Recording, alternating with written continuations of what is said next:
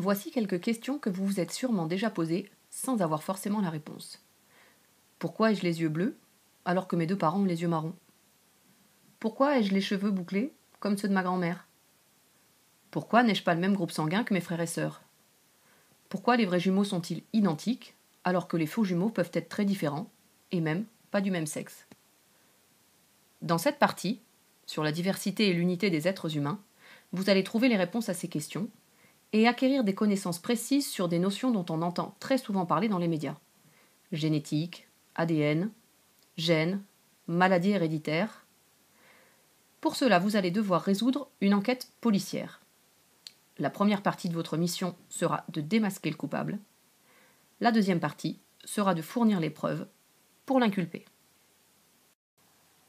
Mission impossible numéro 1. Démasquer le coupable. Lors d'une enquête policière, on identifie un coupable grâce à ses caractéristiques personnelles.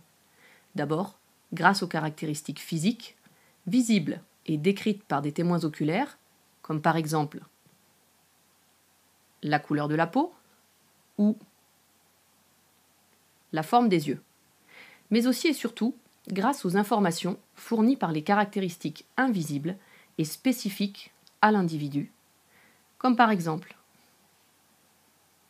les empreintes digitales, le sang ou l'ADN. Votre mission impossible, si toutefois vous l'acceptez, est de trouver le meurtrier de notre agent Josselin, sauvagement agressé à la gorge le 2 janvier dernier dans une ruelle sombre de Bordeaux. On a retrouvé de la chair sous ses ongles, signe d'une possible lutte. Ses vêtements sont tachés de sang, le sien, mais peut-être aussi celui de son agresseur. Par contre, on n'a relevé aucune empreinte digitale exploitable sur la scène du crime. L'étude des témoignages a permis de déterminer les 7 suspects suivants.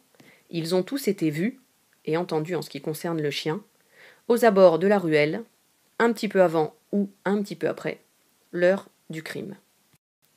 Votre premier travail lors de cette mission sera de distinguer les différents types de caractères. Grâce à l'arbre généalogique de Marilyn, on peut observer des caractères qui se transmettent de génération en génération. Ce sont les caractères héréditaires.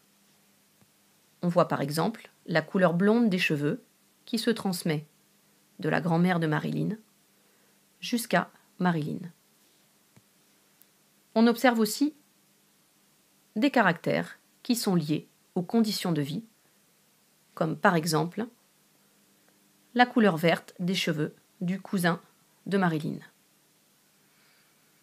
On peut noter dans les caractères héréditaires des caractères qui sont liés à l'espèce, comme le fait d'avoir des cheveux, et un caractère qui est lié à l'individu, c'est-à-dire la couleur des cheveux. Par exemple, marron pour la grand-mère, blond pour le fils et noir pour le mari de la tante. Bonne chance à vous. Attention, ce message s'autodétruira dans 3 secondes.